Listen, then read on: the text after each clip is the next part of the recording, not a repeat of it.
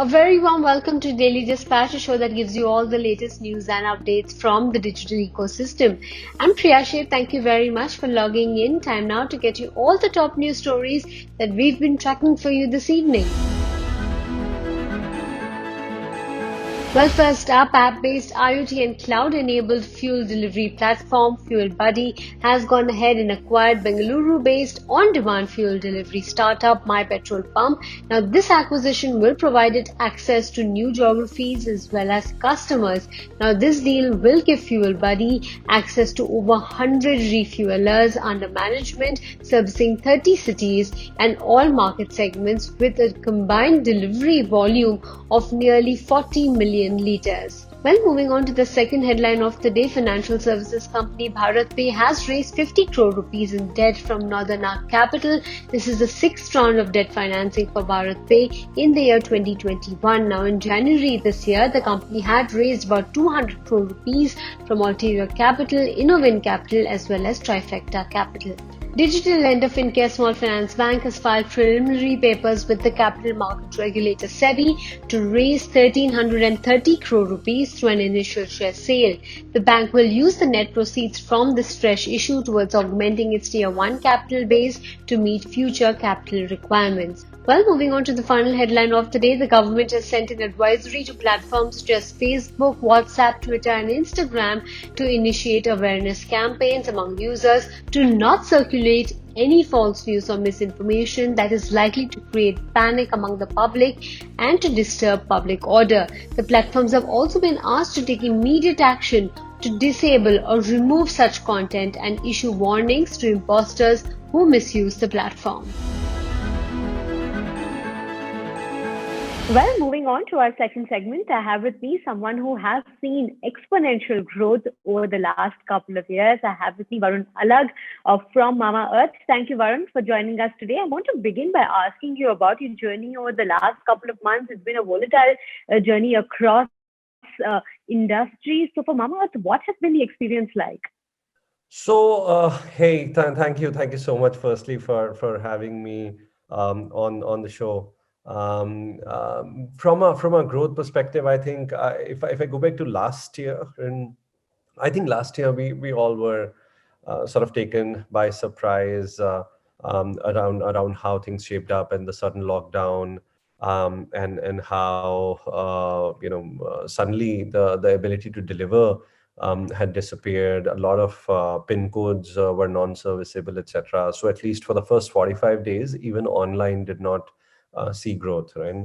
But then after that, that was really the only avenue left for a consumer to go and buy, and because they were already spending a lot of time on their screens, either going through content or just being busy on work on the screen, and we had more captive audience to actually reach out to. And hence last year we did see very phenomenal spikes when it came to the country opening up, and we doubling down on be it our marketing or ability to deliver or our innovation, which all helped in getting that disruptive growth going. And this time actually the readiness from a business angle has been far higher, and in fact, online, almost everyone was aware that something, including incumbent companies which were not strong online, and everyone was aware that if something like this happens, then the only avenue to rely on to ensure brand gets growth and fulfillment will be the online space, and hence we've seen far more aggression from all sides when it came to the online space. And hence, from a growth trajectory perspective, we continue to be doing well in terms of growth, right? But it is not as disruptive as it was last year. And the trajectory is far more linear rather than exponential this year. Can you share some numbers in terms of growth? Like what kind of percentage growth did you see last year versus where business has stabilized at this point in time? But no, so last year we grew by almost 400+%, right? So it was a big year, and growth still, I wouldn't say stabilized. We are still, if I look at month on month, then last year April though is will not even be a comparison month, because April was a major lockdown, and we became like 20-30% of what our business usually was in February, for example, right? Over that we probably would be growing like 10-12x or something, right? So 1,000% or things like that, right? So otherwise the growth trajectory overall continues to be really good, right? And in I would say continues to be in triple digit for that matter. And so it is strong disruptive growth, right? But it is not like the 400% that we got last year. Right, I'm going to come to revenue numbers in a bit, but I want to understand about the categories, in terms of which categories are doing well at this point in time. I understand that, a significant chunk of your business comes from hair care and skincare. So Yeah. will these two pillars continue to be generating pillars? Yes, so overall, I think personal care as a category, even last year when people were operating from home, did and continued to do really well. And I think the categories in personal care that got impacted, right, were largely color cosmetics, fragrances, right, and sun care as categories, right? Because these categories are highly linked to people stepping out of the house, right? And a lot of parts of these categories actually get toned down if people don't step out of the house, right? But there was a added advantage because people were at house and wanted to take more care of themselves rather than just fixing some of the issues with temporary solutions in color, and because of which they started applying a lot more skincare. They started using a lot more hair care, and and we honestly hope to see that continuing as a trend, right? And hope to see that emerging this year as well. When you talk about the outlook for 2021, I wanted to understand what really you have in mind in terms of where you're going to see, clear growth coming from in this financial year. So earlier, honestly, this year, again, along with e-commerce and D2C, which has been our main driver of growth till now, we were also looking forward to growth coming in from offline as a channel, because we had strong distribution expansion plans. Over the year, we still are very bullish on that being one of the core and new drivers of growth apart from online, which continues to grow. Of course, in the short term, for about the next couple of months, it's going to remain slightly weak because we won't be able to go to the market, open new stores, and do all of that. That said, over the financial year, I still believe that is going to be one of the largest growth drivers for the company this year. With growth comes also aggressive expansion, funding, etc. So, in terms of funding, $100 million in the bank soon? Not really. I mean, that is all hearsay. And we honestly are in conversations to raise a primary round, and there are multiple conversations going on that front, and including with some of our internal investors. We had Sofina coming in as a investor end of last year, and we'd probably see how this conversation also shapes up, and because in general we are not a burn company. We are a profitable company, cash generating company, and so it's not like we need too much capital to honestly run this, right?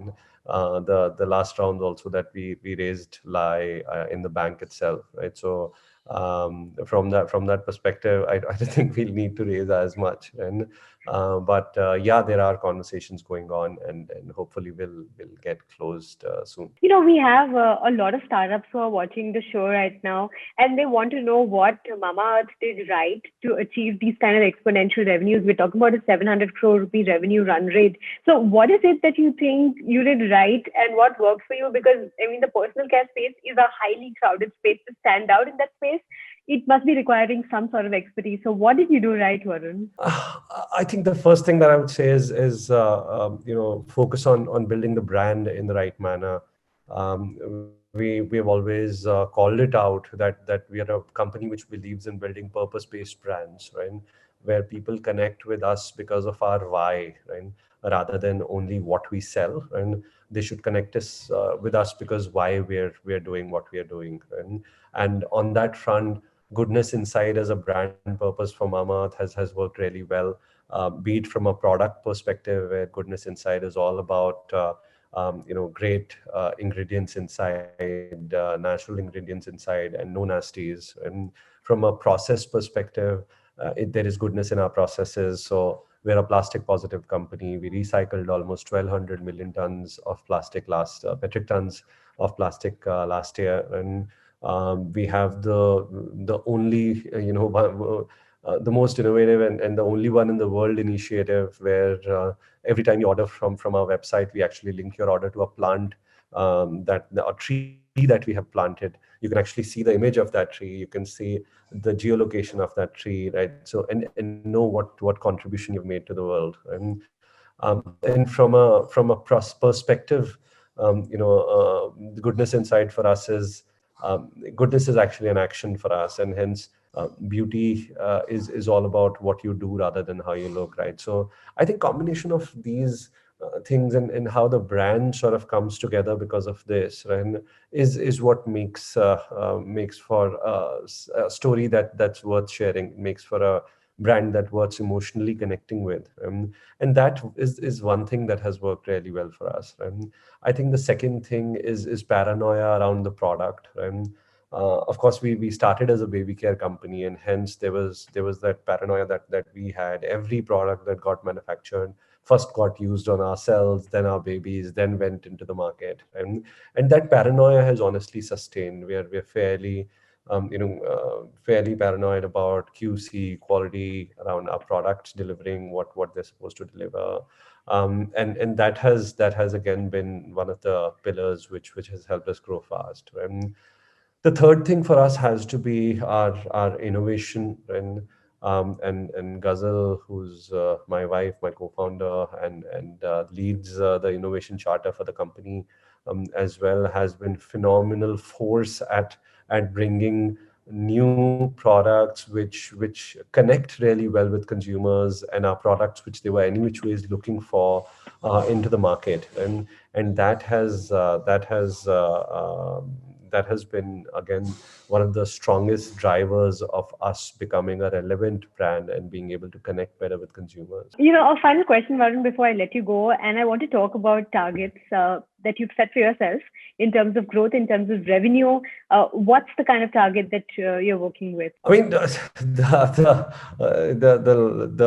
10-year target is, of course, to be a $1 billion revenue company with more importantly, purposeful brands that consumers in India love, right, and can't live without, right, in the health and beauty space. So I think the longer term vision would be that, right, but over the next 3 years, I think disruptively continuing to grow Mamaearth would be the one big goal. All right, Varun, we wish you all the very best to achieve these goals and targets. Thank you very much for being a part of the Daily Dispatch, and thank you so much for your time. Hey, thank you for having me on the Daily Dispatch. Well, time now to wrap up this edition of the Daily Dispatch. I'll catch you tomorrow at 5 p.m. Goodbye, stay safe and take care.